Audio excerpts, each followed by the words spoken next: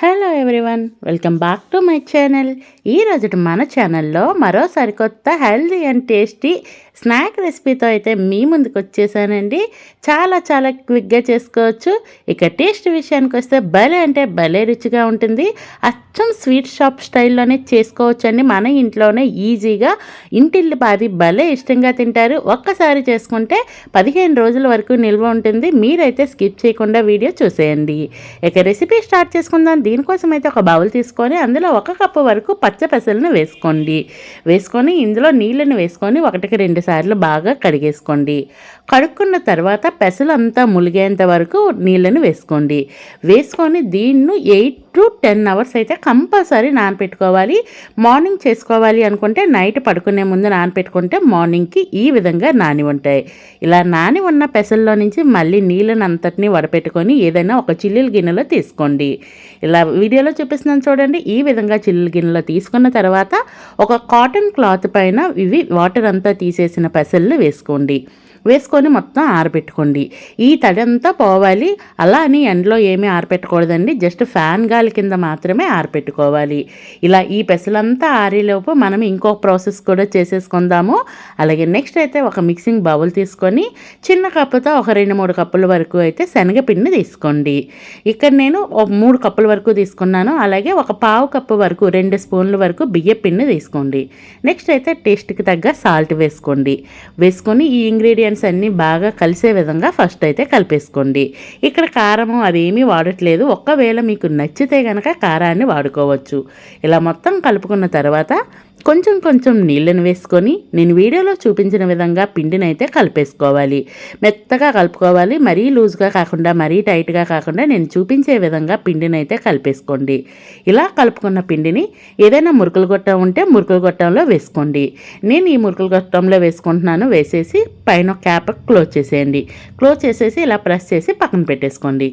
ఈలోపే మనకి పెసలు అయితే బాగా ఆరిపోయి ఉన్నాయి చూడండి. తడి అయితే ఉంటుంది కానీ పైన తడి ఉండదు, పచ్చిగా ఉంటాయి పెసలు. అలాగే నెక్స్ట్ అయితే కనుక డీప్ ఫ్రైకి ఆయిల్ పెట్టేసుకున్నాను. ఆయిల్ వేడైనాక కొంచెం వేసుకుంటూ కలుపుతూ ఇవి క్రిస్పీగా అయ్యేంత వరకు ఫ్రై చేసుకోవాలి. మరి ఒకేసారి ఎక్కువ వేసుకోవద్దండి. అలా వేస్తే ఏంటంటే ఆయిల్ అయితే బాగా పైకి పొంగిపోతుంది. కొంచెం వేసుకోండి. వేసుకునేటప్పుడు ఫ్లేమ్ అయితే లో ఫ్లేమ్లో పెట్టేసి వేసుకోండి. ఆయిల్ వేడిగా ఉండాలి కానీ ఫ్లేమ్ అయితే లో ఫ్లేమ్లో ఉండాలి.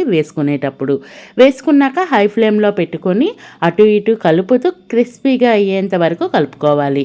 అలాగే ఫ్రై చేసుకోవాలి కూడా. అలాగే ఈలోపు అయితే మీకు చిన్న రిక్వెస్ట్ అండి, మన ఛానల్ ఇంతవరకు ఎవరైనా సబ్స్క్రైబ్ చేయకపోతే ప్లీజ్ అండి సబ్స్క్రైబ్ చేయండి. వీడియో నచ్చితే లైక్ చేయండి. మీ ఫ్రెండ్స్ అండ్ ఫ్యామిలీ మెంబర్స్కి షేర్ చేయండి.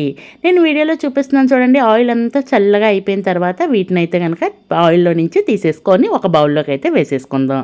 ఇది చూస్తున్నారు ఎంత క్రిస్పీగా వచ్చాయో. నేను ఒక పెసలను తీసి నలిపేసి చూపిస్తాను. ఇలా క్రిస్పీగా అయ్యేంత వరకు పెసలనైనా మాడిపోకుండా ఫ్రై చేసుకోవాలి. నెక్స్ట్ అదే ఆయిల్లో ముందుగా మనము జంతికలకి అంటే కలిపేసి పెట్టుకున్నాం కదండి మురుకులు గొట్టంలో, దానిని కూడా తెచ్చి ఒక జంతికలాగా అయితే పెద్ద జంతికలా వేసేసుకుంటున్నాను. మీకు నచ్చకపోతే కనుక చిన్న జంతికలాగా కూడా వేసుకోవచ్చు. ఎందుకంటే ఇవి చిదిపేస్తాం కాబట్టి ఒకేసారి పెద్ద జంతికలా వేసుకుంటే బెస్ట్. ఇలా వన్ సైడ్ ఇది కాలినాక రెండో వైపు కూడా తిప్పుకుంటూ మంచిగా క్రిస్పీగా అయ్యేంత వరకు ఫ్రై చేసుకొని పక్కన పెట్టేయండి. అలాగే నెక్స్ట్ అయితే ఒక గుప్పుడు వరకు అయితే జీడిపప్పులు వేసుకొని ఫ్రై చేసుకోండి. ఉంటే వేసుకోండి, లేదంటే స్కిప్ చేసేయండి. ఇలా వీటిని కూడా మంచిగా గోల్డెన్ బ్రౌన్ కలర్ వచ్చేంత వరకు ఫ్రై చేసుకొని పక్కన పెట్టేయండి. నెక్స్ట్ అయితే ఒక గుప్పుడు వరకు పల్లీలు కూడా ఇదే విధంగా క్రిస్పీగా అయ్యేంత వరకు మాడిపోకుండా టేస్టీగా ఫ్రై చేసుకోండి. ఇలా ఫ్రై చేసుకున్న పల్లీలు కూడా ఒక సైడ్ని పెట్టేయండి. మరి ఇంకా నెక్స్ట్ అయితే కనుక కొద్దిగా కరివేపాకును అయితే తెచ్చి వేపుకోండి. దాన్ని కూడా క్రిస్పీగా అయ్యేంత వరకు వేపుకొని దాన్ని కూడా పక్కన పెట్టేయండి. ఇప్పుడు ముందుగా వేయించిన పెసల్లో జంతికి తీసుకొచ్చి ఇలా ముక్కలు చేసుకోండి. మరీ గుండగా కాకుండా కాస్తంత పెద్దగా తగిలినట్టు చేసుకోండి. అలాగే వేయించిన జీడిపప్పులు, పల్లీలు, కరివేపాకును కూడా వేసుకొని ఒకసారి కలిపేసుకోండి.